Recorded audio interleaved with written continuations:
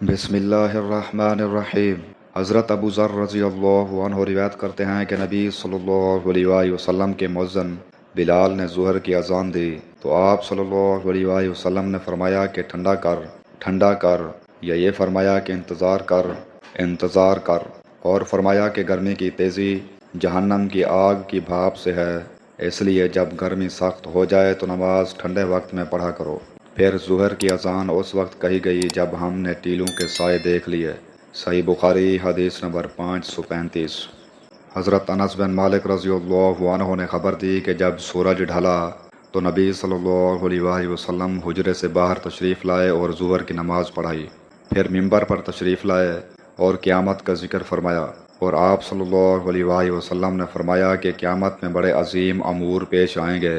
پھر آپ صلی اللہ علیہ وآلہ وسلم نے فرمایا کہ اگر کسی کو کچھ پوچھنا ہو تو پوچھ لے، کیونکہ جب تک میں اس جگہ پر ہوں تم مجھ سے جو بھی پوچھو گے میں اس کا جواب ضرور دوں گا۔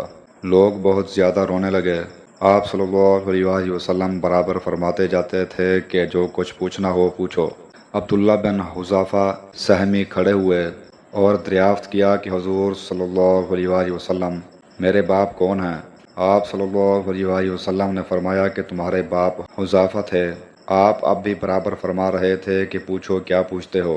اتنے میں عمر رضی اللہ عنہ ادب سے گھٹنوں کے بل بیٹھ گئے اور انہوں نے فرمایا کہ ہم اللہ تعالیٰ کے مالک ہونے، اسلام کے دین ہونے اور محمد صلی اللہ علیہ وآلہ وسلم کے نبی ہونے سے راضی اور خوش ہیں۔ بس اس گستاخی سے ہم باز آتے ہیں کہ آپ سے جا اور بے جا سوالات کریں۔ اس پر ان حضرت صلی اللہ علیہ وآلہ وسلم خاموش ہو گئے۔ پھر آپ نے فرمایا کہ ابھی میرے سامنے جنت اور جہنم اس دیوار کے کونے میں پیش کی گئی تھی، پس میں نے نہ ایسی کوئی عمدہ چیز دیکھی جیسی جنت تھی اور نہ کوئی ایسی بری چیز دیکھی جیسی دوزخ تھی۔ صحیح بخاری حدیث نمبر 540۔ حضرت انس بن مالک رضی اللہ عنہ روایت کرتے ہیں، وہ کہتے ہیں کہ جب ہم گرمیوں میں نبی کریم صلی اللہ علیہ وآلہ وسلم کے پیچھے ظہر کی نماز دوپہر دن میں پڑھتے تھے تو گرمی سے بچنے کے لیے کپڑوں پر سجدہ کیا کرتے تھے۔ صحیح بخاری حدیث نمبر 542۔